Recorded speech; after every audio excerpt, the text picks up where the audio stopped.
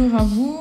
Bienvenue à cette conférence, donc dernière conférence du cycle de cette année des conférences de l'Espace Dickens sur les alternatives citoyennes.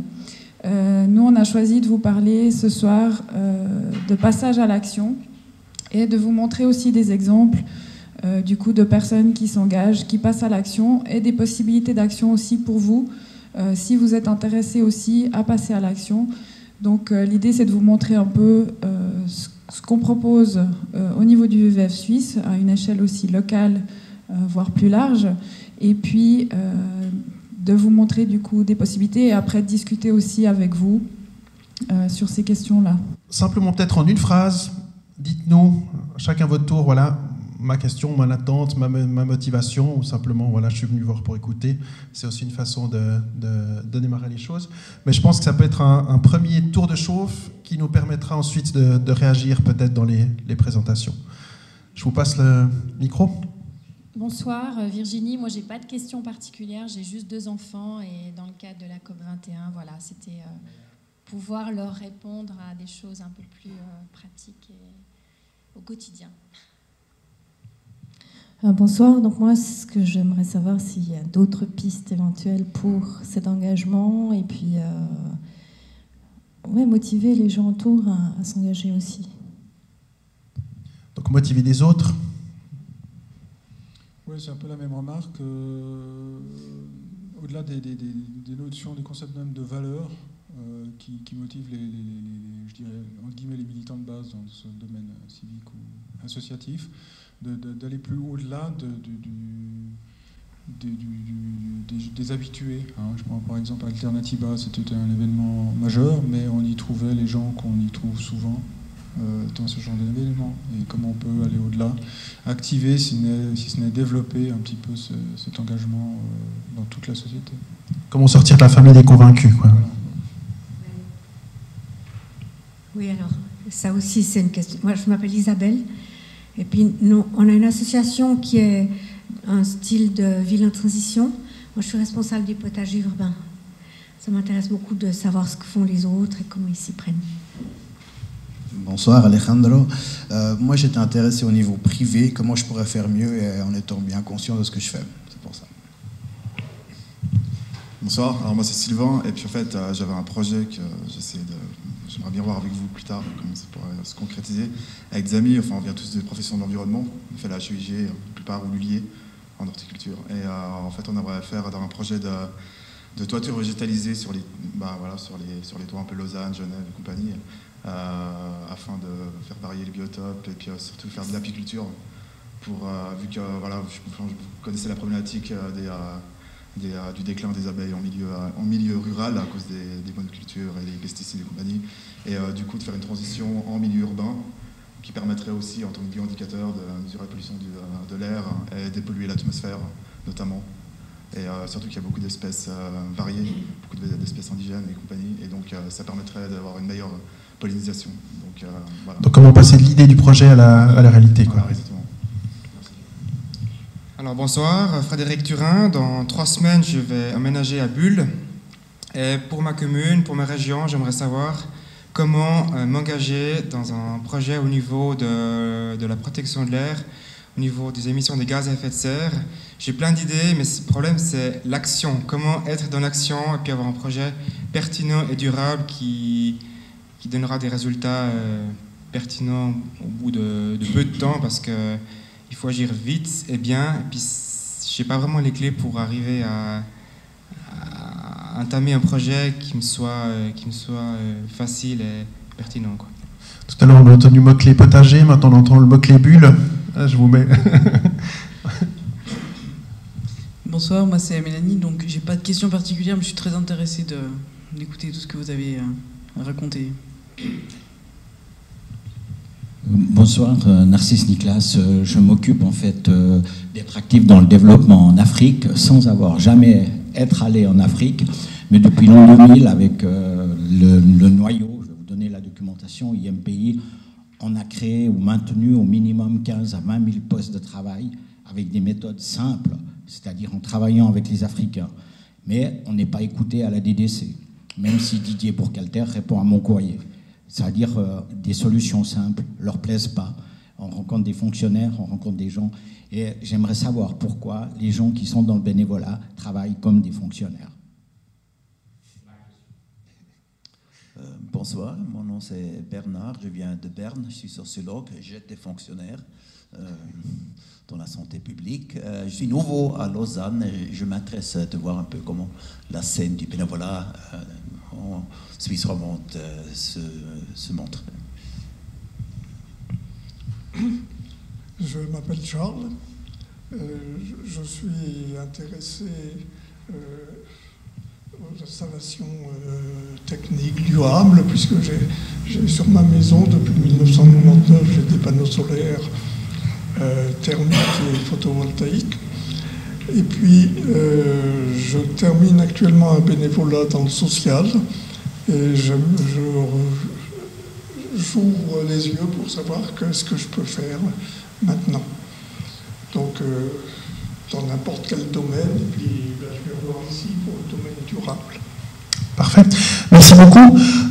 Pour nous, c'était intéressant d'avoir maintenant ce premier point de vue. On va vous donner un premier retour, je dirais, avec le prisme ou le point de vue VVF, et puis ensuite, dans la discussion, on va élargir la réflexion, puis voir comment est-ce qu'on peut directement s'intégrer dans un programme proposé, mais surtout, qu'est-ce qu'on peut en tirer, qu'est-ce qu'on peut éventuellement développer ou garder avec soi. Je te passe la parole, et puis on démarre.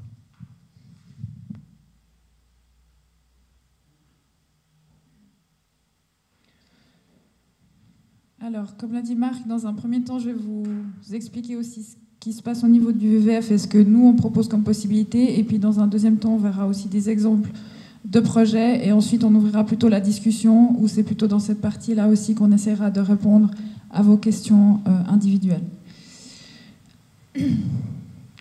Est-ce que vous savez tous combien il faudrait de planètes si tous les habitants de la Terre vivaient comme un Suisse moyen ? Effectivement, c'est 3 planètes.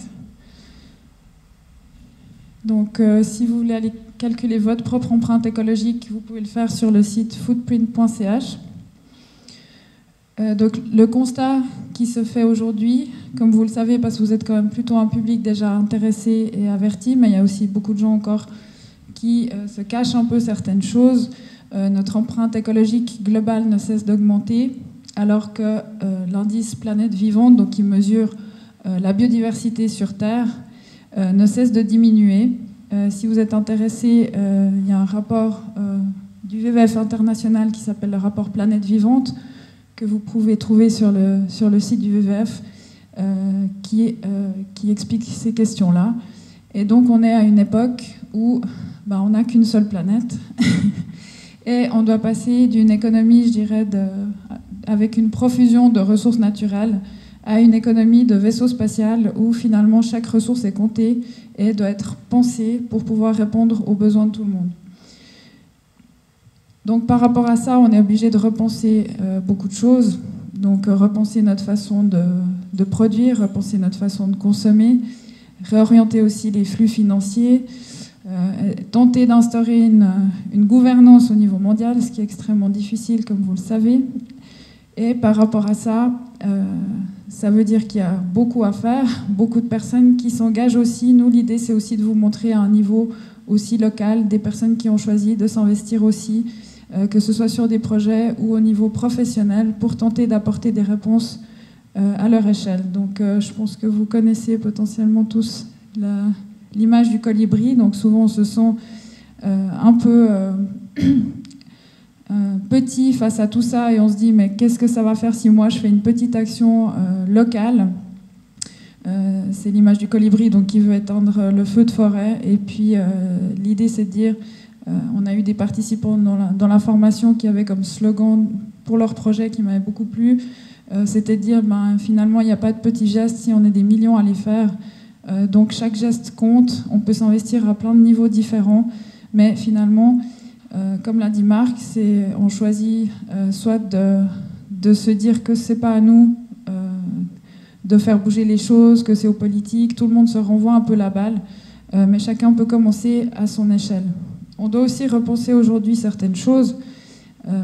C'est ce qu'on travaille aussi au niveau de ce qu'on fait dans nos formations ou dans les projets, c'est de dire on doit repenser aussi nos façons de fonctionner et tenter plutôt d'aller vers maximiser l'intelligence collective dans un groupe, dans une entreprise, dans un projet, plutôt que d'être dans une optique de compétition ou de... Ouais. Je pense que autant la planète que l'être humain est un peu à sa limite. Donc aussi dans nos façons de fonctionner, dans les entreprises, on doit repenser pas mal de choses. Par rapport à ça, on peut aussi, du coup, en mettant d'autres personnes ensemble, trouver des solutions peut-être différentes et plus innovantes pour aller plus loin. À ce niveau-là, on a aussi des grands enjeux de communication en termes d'environnement aujourd'hui. On a beaucoup montré les problématiques, les catastrophes, ce qui, je pense, vraiment bloque beaucoup de personnes et les incite aussi à ne pas s'engager sur des alternatives citoyennes. Il y a des sondages qui ont été faits auprès des jeunes qui montrent que les 2 premières réponses à la question « Pourquoi vous ne vous engagez pas plus à titre individuel ?», la première, c'était que les jeunes pensaient, certains, que c'était trop tard, ce qui n'est pas très encourageant. Et la deuxième, c'est qu'ils ne savaient pas comment s'investir. Donc, suite à ces constats, notre réflexion a été aussi de dire comment est-ce qu'on peut activer les gens, comment est-ce qu'on peut les motiver et sortir aussi de ces réflexions, je dirais, catastrophistes. On a beaucoup montré les problématiques. Maintenant, c'est important aussi parce que souvent, c'est un choc ou une nouvelle information qui peut amener une réflexion, un changement de comportement. Mais ce qui est important, c'est aussi de montrer directement comment est-ce que moi je peux passer à l'action ou comment s'investir. Donc comment s'engager, on l'a vu, je pense déjà au niveau de vous, il y a plein de types d'engagements différents qui peuvent se faire. Donc c'est dans son comportement, bien sûr, quotidien, en termes de consommation, de façon d'agir. On peut avoir un engagement politique. On peut s'engager aussi à soi-même communiquer autour de nous certaines choses. On peut s'investir un peu plus en s'investissant dans du bénévolat. On peut se former dans le domaine, créer soi-même des projets, s'engager au niveau professionnel ou créer soi-même sa propre activité ou start-up, etc. Par rapport à toutes ces possibilités-là, au niveau du VVF, on essaye d'apporter des réponses aux personnes qui veulent s'investir. Donc juste 2 mots sur le VVF. Le VVF international a donc été fondé en 61. Le siège principal est encore aujourd'hui à Gland. Et ça représente au niveau mondial environ 5 millions de personnes qui soutiennent l'organisation. Et le VVF est donc présent dans une centaine de pays.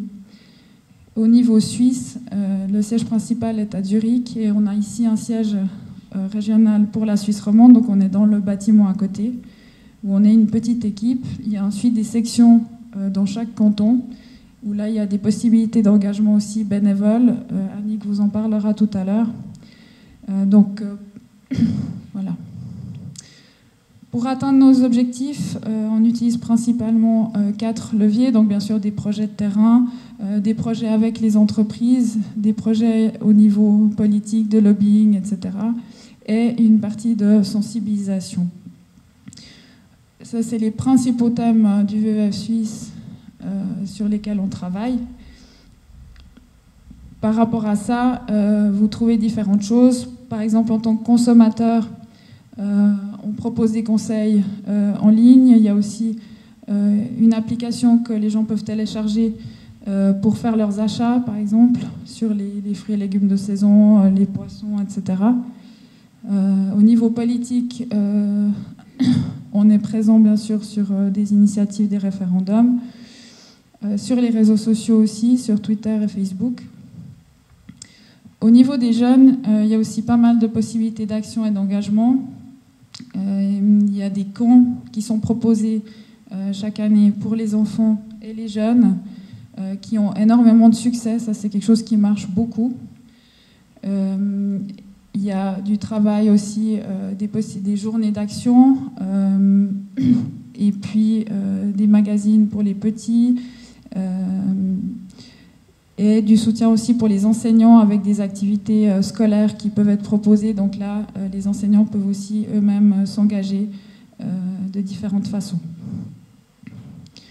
On a des projets aussi pour inciter des personnes ou des communes, là c'est au niveau de l'énergie, où il y a des parties il y a une partie de formation sur 2 journées, et ensuite une personne soit qui travaille dans la commune, soit qui veut inciter sa commune à aller dans le sens du tournant énergétique et à faire des actions ou une pression pour que ça avance, peuvent obtenir donc un soutien du VVF pour le faire, par une formation et puis ensuite un suivi.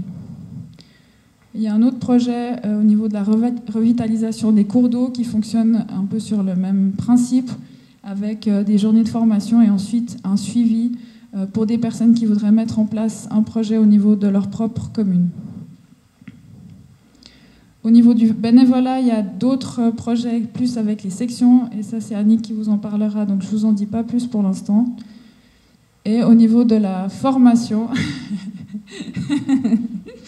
oui, au niveau de la formation, donc je vais vous dire 2 mots là-dessus. Donc la formation qu'on propose de conseiller en environnement, ça c'est une formation sur un peu plus d'1 année qui mène à un brevet fédéral, et l'objectif de cette formation, quand elle a été créée, c'était vraiment de pouvoir permettre à des personnes qui sont vraiment motivées, qui veulent tenter d'apporter un changement, d'avoir un impact dans leur secteur ou de se réorienter, et avec vraiment les aspects communication et gestion de projet au centre. Donc c'est une formation qui existe en Suisse romande depuis 2005. Donc il y a eu environ 150 personnes qui ont suivi cette formation. Et dans le cadre de la formation, les participants réalisent des projets. Et donc on a eu plus de 100 projets qui ont été réalisés dans toute la Suisse. C'est une formation qui existe aussi en allemand du côté de Berne. Et donc l'objectif, c'est vraiment de donner des connaissances dans l'environnement, et puis des compétences en communication, en conseil et en gestion de projet, et puis que les participants réalisent une expérience concrète, donc en réalisant un projet sur 5 mois et demi environ, qu'ils ont eux-mêmes initié. Donc l'idée, c'est vraiment là de faire l'expérience de comment on passe d'une idée à un projet qu'on a réalisé, qui doivent financer également. C'est les participants qui apportent des idées. Donc c'est vraiment faire cette expérience-là aussi pour se rendre compte que finalement on peut faire beaucoup en partant entre guillemets de rien. Et puis je pense que c'est aussi quelque chose c'est une façon d'activer les gens pour qu'ils par la suite ils puissent réaliser d'autres projets ou se réorienter eux-mêmes. Et vous allez voir quelques exemples de personnes qui l'ont fait. Donc l'objectif, c'est aussi d'activer la créativité. Quelques exemples de projets qui ont été créés dans le cadre de cette formation. C'est autant, ça peut aller de projets. Là, on a eu un projet, on avait quelqu'un qui avait travaillé au CICR, et l'objectif, c'était d'amener la réflexion au sein du CICR, de dire que finalement, l'environnement doit aussi être lié dans les réflexions, et que quand on va sur le terrain, on doit aussi faire des choses cohérentes. Donc par la suite, ils ont créé un poste aussi à l'interne de responsable environnement pour gérer ces questions-là. Ça, c'était un projet avec l'Université de Lausanne où un diagnostic avait été fait au niveau environnemental, et puis par la suite, ils ont créé un agenda 21 pour l'ensemble de l'université.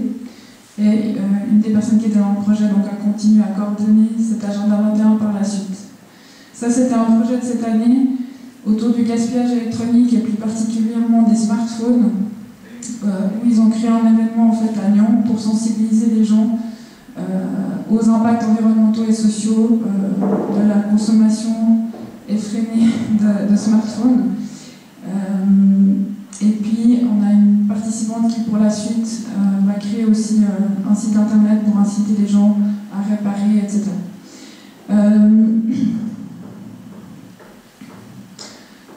On a eu un projet projet avec la commune d'Orbe. C'était un projet vraiment de valorisation du bois local. C'était aussi un événement avec... il y a eu beaucoup de personnes qui ont participé dans la commune et c'est quelque chose qui du coup a eu lieu 3 années par la suite. Donc c'est aussi des projets qui ont amené des mouvements par la suite. Ça c'est un projet de cette année de mise en réseau des agriculteurs locaux dans le canton de Vaud. Et pour ceux qui sont éventuellement venus la semaine passée, il y avait une conférence sur l'agroécologie. Il y a une participante aussi donc, qui faisait partie de ce projet qui était présente. Et puis leur objectif c'était de mettre en réseau les agriculteurs locaux qui allaient dans des pratiques qui vont dans le sens de l'agroécologie ou de l'intégration de la biodiversité. Et puis ils ont fait des interviews aussi de ces agriculteurs et des vidéos donc, qu'ils ont postées en ligne. Et l'objectif après, c'est de pouvoir aussi continuer à valoriser, de mettre les gens en lien pour pouvoir soutenir une agriculture différente. Au niveau des projets, on avait fait un sondage aussi auprès des participants pour leur demander combien de personnes ils avaient touché environ dans le cadre de ces projets. Et la moitié des gens avaient répondu, plus de 500 personnes, donc sur des projets de 5 mois et demi. C'est des projets qui avaient un impact aussi intéressant. Donc ça, c'est des exemples de personnes qui ont suivi la formation. Et donc, ce qui était aussi... c'est des personnes, pour la plupart, qui n'étaient pas dans le domaine avant. Par exemple, Jean-Marc Ducotter, lui, il travaillait dans les télécommunications. Et puis, il est aujourd'hui délégué à l'énergie à la commune d'Orbe. À côté de ça, il a un projet plus personnel autour des tortues, c'est pour ça que vous le voyez avec une tortue, où il s'investit depuis plus de 20 ans dans un centre à Chavornay de protection et récupération des tortues, où l'objectif c'est aussi de réintroduire la seule tortue indigène qu'on a en Suisse, qui s'appelle la cistune. Et dans ce cadre-là, ils avaient aussi fait leur projet de diplôme sur ce thème. D'autres exemples rapidement. Olivier était enseignant au départ, et suite à la formation, il a travaillé ensuite chez ProVélo et aujourd'hui il fait de la sensibilisation chez Summit Foundation, pour ceux qui connaissent, qui font de la sensibilisation surtout au niveau des déchets, principalement en montagne ou sur les festivals. Alban, lui il était ingénieur chez Bobst et puis aujourd'hui il travaille dans l'écologie industrielle dans une entreprise qui s'appelle Sophies. Je vais passer la parole à Jean-François qui a également suivi la formation pour vous parler justement du projet potager urbain à Vevey. Merci à Ingrid pour ce tour d'horizon des actions du PV.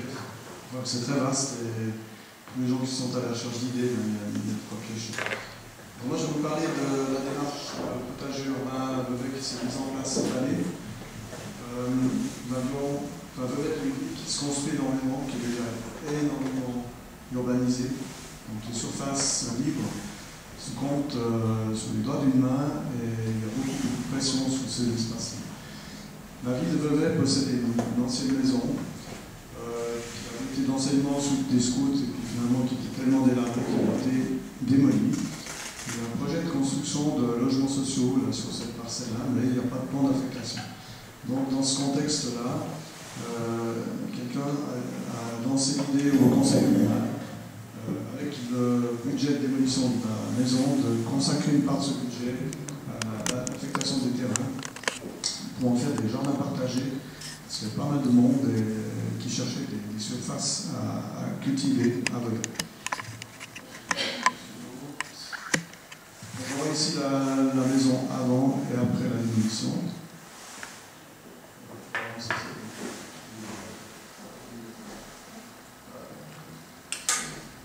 Donc on a une démarche participative, ça s'est fait avec l'agenda 21 Vevey, également avec Equiterre, qui est une fondation à Genève qui soutient les projets environnementaux. Et le 23 février, on a une première séance, enfin une deuxième séance plutôt, participative dans laquelle les gens ont pu projeter leurs attentes.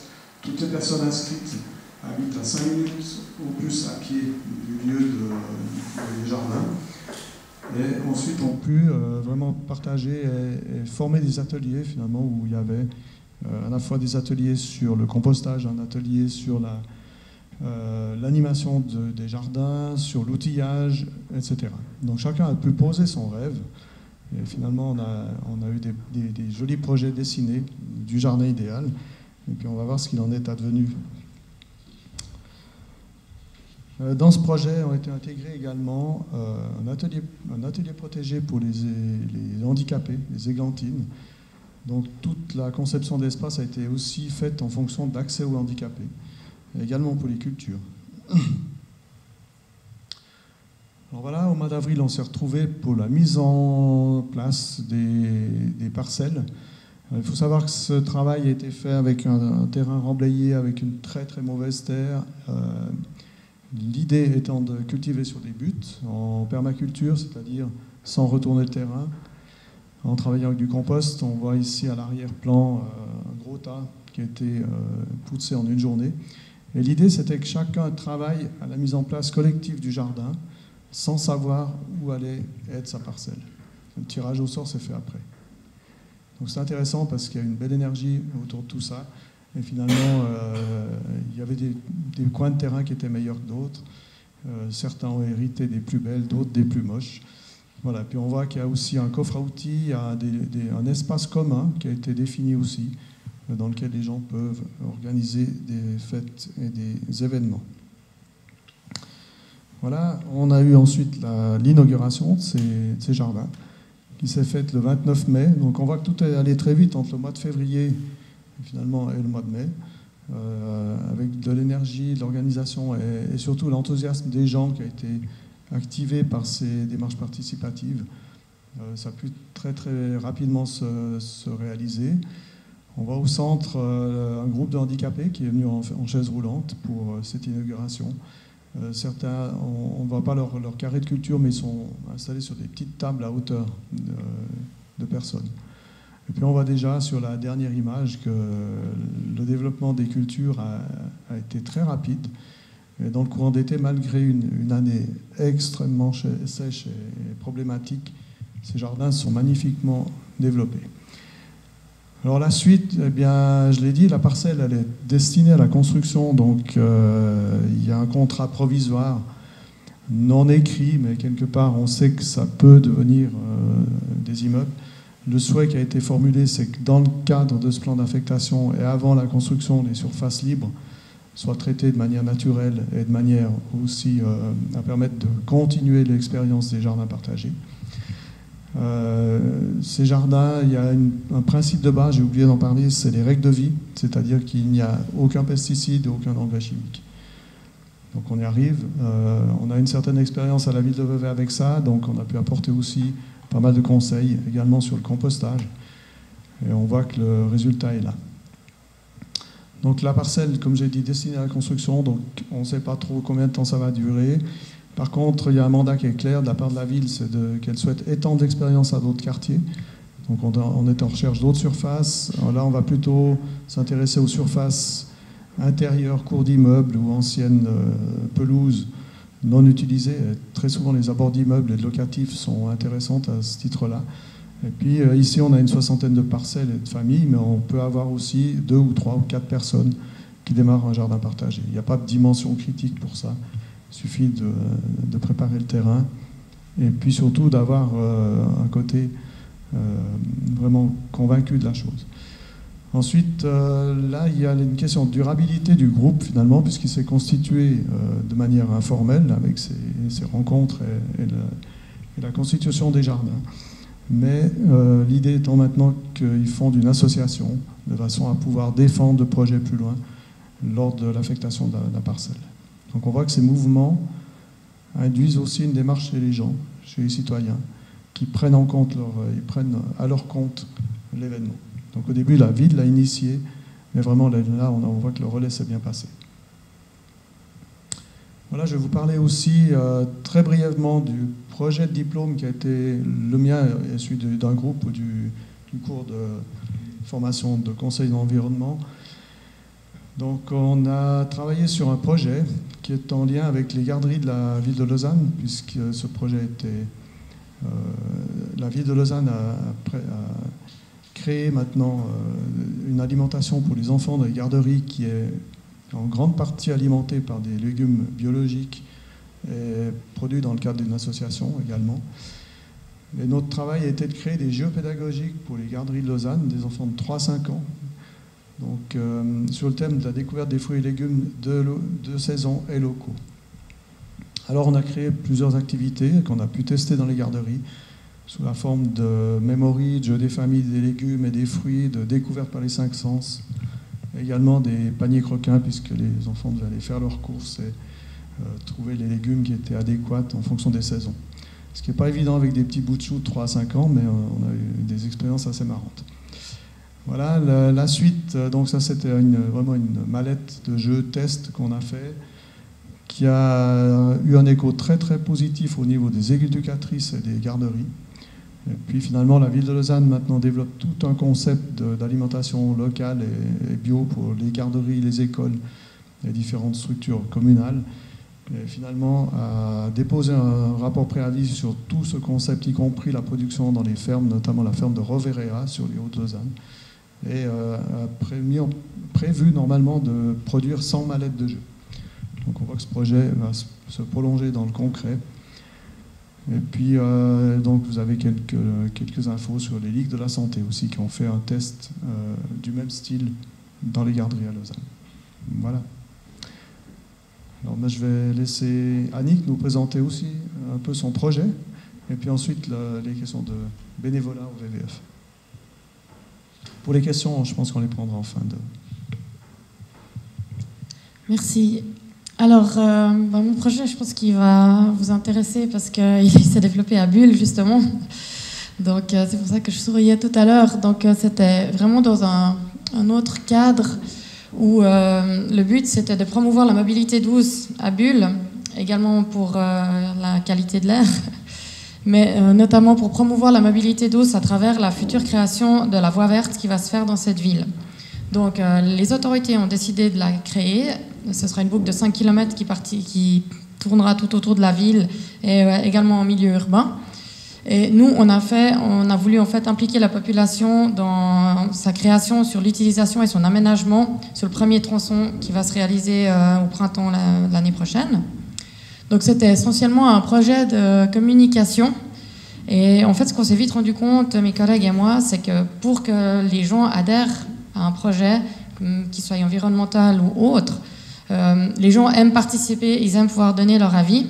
Donc on a aussi organisé une démarche participative dans une grande salle où on a, grâce à beaucoup de moyens de communication, de la pub à tous les niveaux, on a réussi à faire venir 70 personnes qui sont venues faire un World Café. Je ne sais pas s'il y a certains d'entre vous qui connaissent déjà cette méthode. En fait, c'est une méthode assez pratique parce qu'elle peut... elle est assez adaptable et elle est ludique. Donc les gens se sont placés par petits groupes complètement mélangés, donc tranches d'âge, les gens ne se connaissaient pas, c'est ce qui permet vraiment d'enrichir les discussions et puis d'encourager l'intelligence collective. Donc les gens, en fait, ils ont dit comment ils la voulaient, comment ils la rêvaient, cette voie verte, que ce soit au niveau social, environnemental, culturel, sécuritaire. On a vraiment tout entendu, tout vu. Et c'était vraiment une très bonne soirée qui a porté ses fruits. Et aussi, j'aimerais vous encourager, si vous avez des projets, à vraiment utiliser cette technique parce que les autorités, elles aiment beaucoup ça aussi parce que souvent les autorités, elles ne sont pas très douées en communication. Elles sont ravies qu'il y ait quelqu'un qui se charge de ça pour eux. Et souvent, le revers de la médaille aussi, l'autre côté de la médaille plutôt, c'est que les habitants, les citoyens se sentent entendus, sentent que les autorités ont envie de savoir ce qu'ils veulent. Et c'est en général une formule qui fonctionne bien pour faire passer des idées ou promouvoir un projet. Donc ça, c'était vraiment la soirée, juste pour que vous voyez quelques images. Donc c'est très créatif, les gens ils dessinent beaucoup, ils notent des mots-clés. Et grâce à ça, on a pu faire une synthèse et présenter un rapport à la commune. Et la commune de Bulle s'était engagée à prendre au minimum 3 mesures et à les réaliser. Et là, je viens d'avoir des nouvelles de mes collègues dernièrement. Et là, apparemment, la commune va prendre en compte encore plus que ces 3 mesures. Alors d'abord, sur le premier tronçon qui va faire 500 mètres, pour lequel on a vraiment œuvré, ils ne vont pas pouvoir tout faire, mais ils ont notamment retenu l'aspect environnemental en premier, l'aspect culturel aussi en deuxième, et il y aura aussi l'aspect économique, vu que la voie va passer vers les entreprises. Donc il y aura aussi les entreprises de la région qui vont participer à l'élaboration au niveau des matériaux, au niveau de l'implication des employés à différents niveaux.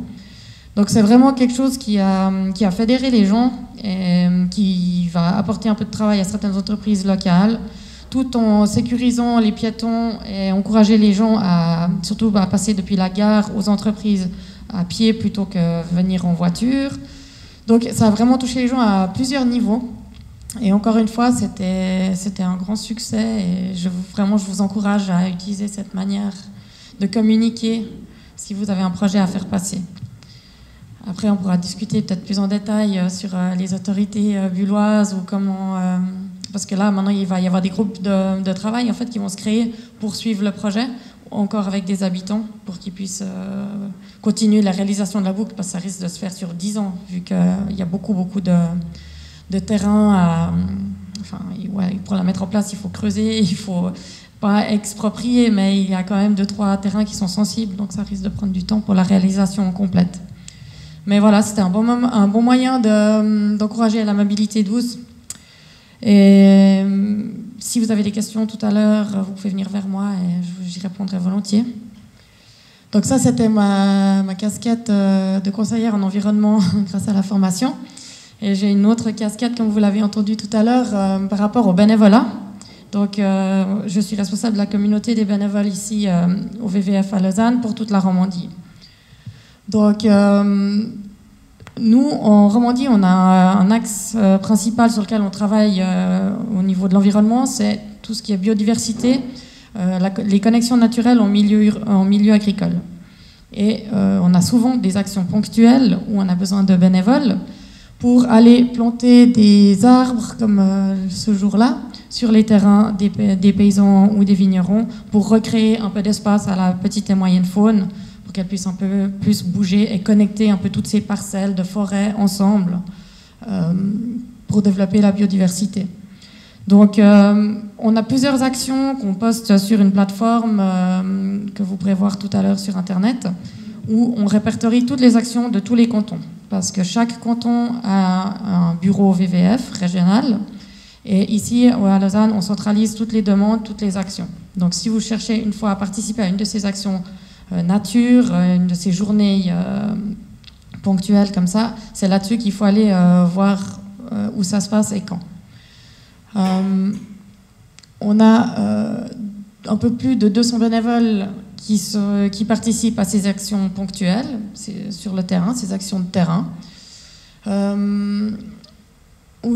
Cette année, on en a fait 12, et autrement, justement, dans les actions qui sont en général que sur une journée ou un week-end, il y a aussi les stands, justement, à Alternatiba, quelqu'un en a parlé tout à l'heure. Dans des festivals et tout ça, on essaye d'être présent pour justement calculer l'empreinte écologique. On a plusieurs stands pour sensibiliser les gens, donc là on a besoin de bénévoles pour venir aider les visiteurs sur les stands. Et la coordination générale de toutes ces activités, que ce soit une manifestation ou journée de bénévolat, elle se fait ici à Lausanne et c'est moi qui m'en occupe, donc vous pouvez venir aussi me poser des questions tout à l'heure à ce sujet. Il y a aussi une autre façon de s'engager au VVF, c'est sur du plus long terme, pour des gens qui ont déjà un peu plus d'expertise ou d'expérience dans un domaine spécifique. Donc chaque canton a une ou un secrétaire général et un comité. Et au sein de ce comité, il y a des groupes de travail qui se créent, c'est vraiment nouveau, sur n'importe quelle thématique, que ce soit biodiversité, l'eau, l'énergie, le climat, la politique, le droit, la communication. Chaque section met en place maintenant des groupes de travail avec des gens qui ont déjà de l'expérience là-dedans ou une grande motivation. Et là aussi, vous pouvez me contacter. Je vous mets en lien avec le bureau cantonal et vous pouvez venir en tant que bénévole quelques heures par mois, mais plutôt sur du long terme pour intégrer ces groupes de travail. Je vous montre juste quelques images des actions qu'on fait sur le terrain. Donc là, typiquement, c'est une journée Riverwatch où on va essayer d'aménager les berges. Donc il faut souvent désherber, enlever les renouées du Japon et toutes les autres plantes invasives de ce genre. Alors en général, c'est toutes des actions quand on a que des photos quand il fait beau. Parce que c'est un peu ça le souci, c'est que ces activités, ça marche très bien. On a vraiment une très bonne ambiance au sein de la communauté bénévole. Et on essaie vraiment d'offrir des bonnes conditions. La seule chose qu'on ne peut pas choisir, c'est la météo, évidemment. Mais voilà, là, il y a une fauche de prairie. On a vraiment pas mal d'actions variées. Des fois, on doit aller faire des études pour chercher des animaux dans les arbres ou trouver des nids pour indiquer un peu le niveau de biodiversité sur le terrain. Là, c'était à Alternativa sur le stand. Donc, on avait aussi besoin de bénévoles. Et aussi pour les enfants, madame, ils peuvent aussi venir typiquement à ce genre de journée ponctuelle. Là, il y avait plusieurs d'enfants qui étaient là qui ont moins de 5 ans, 6 ans et ils ont planté toute la journée. Donc c'est aussi un moyen de les sensibiliser, leur expliquer pourquoi on fait ça et dans quel cadre. Et en général, ils comprennent bien et ils sont toujours très motivés. Donc voilà, c'est un petit peu tout. Oups, pardon. C'est un petit peu tout au niveau du bénévolat. Moi, je tiens juste à insister sur justement la relation qu'on peut avoir. Nous, en tant que VVF, on a envie de mettre nos projets en œuvre. Et typiquement, au milieu agricole, c'est toujours assez compliqué parce que les paysans n'ont pas forcément les ressources humaines ni les connaissances pour mettre en œuvre l'aménagement d'une mare ou n'importe quoi qui est dans leur surface de compensation biologique. Et là, c'est vrai que les bénévoles, grâce au VVF, on arrive à faire un sacré travail. Et là, pour les plantations d'arbres qu'on a fait dernièrement, là, on a planté une haie à Dardani. On a quand même planté 600 arbustes en 2 jours. Donc ça avance quand même bien. Et il y a toujours un encadrement professionnel. Et tout ça se passe dans la bonne humeur. Et je pense que c'est vraiment une bonne voie, une bonne façon de s'engager dans ce genre de projets environnementaux. Merci Annick. Encore juste 2 choses à vous dire par rapport à ces possibilités d'engagement. Il y a une plateforme qui existe qui s'appelle innovation.vvf.ch qui est pour l'instant principalement quand même utilisée en Suisse alémanique, mais c'est une plateforme où des personnes qui ont des projets dans le domaine de l'environnement peuvent proposer leurs projets sur la plateforme. Et ensuite, il y a des projets qui sont sélectionnés. 5 projets, je crois, environ par session, et qui obtiennent un soutien financier de départ, plus du coaching pour démarrer le projet.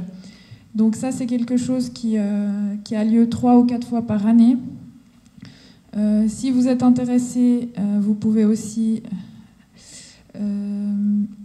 je vous ai montré avant la page sur la plateforme, en fait, sur vvf.ch/formation. Vous trouvez mes coordonnées. Si c'est quelque chose qui vous intéresse, n'hésitez pas aussi à me contacter ou à aller vous inscrire directement sur la plateforme. Et puis donc, l'objectif aussi, c'est de développer maintenant d'autres types de soutien en Suisse romande et vraiment d'inciter encore plus les gens à réaliser des projets, voire à créer leur propre activité et de pouvoir leur offrir du soutien aussi individuel pour ça ou pour des groupes, de développer aussi peut-être, de créer des événements, de mettre en lien des personnes sur des thématiques et les inciter ensuite à réaliser des projets et puis pouvoir suivre ces projets, faire de la mise en lien aussi, de la mise en réseau, donc développer encore le réseau qu'on a pu créer par la formation avec nos anciens participants, avec les anciens participants des formations aussi au SANU, et de pouvoir par là développer encore ces projets, ces activités et donner du soutien finalement plus large à toute personne qui souhaiterait développer un projet ou qui apporte une idée ou un soutien financier et pouvoir vraiment faire ce rôle de mise en lien, de mise en relation et du soutien après différencié pour les différentes personnes. Donc moi, en fait, c'est quelque chose de très récent parce que j'ai commencé officiellement il y a 2 semaines dans cette nouvelle partie de mon activité. Donc je reste responsable de la formation à côté, mais ça c'est quelque chose de nouveau qu'on va développer aussi en collaboration avec SANU. Donc n'hésitez pas, si vous avez un projet, si vous avez des idées, à aller allez sur www.vvf.ch/formation, vous trouvez mes coordonnées et vous pouvez aussi me contacter pour en discuter. La réflexion est aussi de dire, est-ce qu'on va jusqu'à créer un incubateur aussi d'entreprises dans l'environnement? Là, pour l'instant, il y a encore beaucoup de choses qui sont au stade de la recherche et de la réflexion, mais les choses vont se mettre en place relativement rapidement.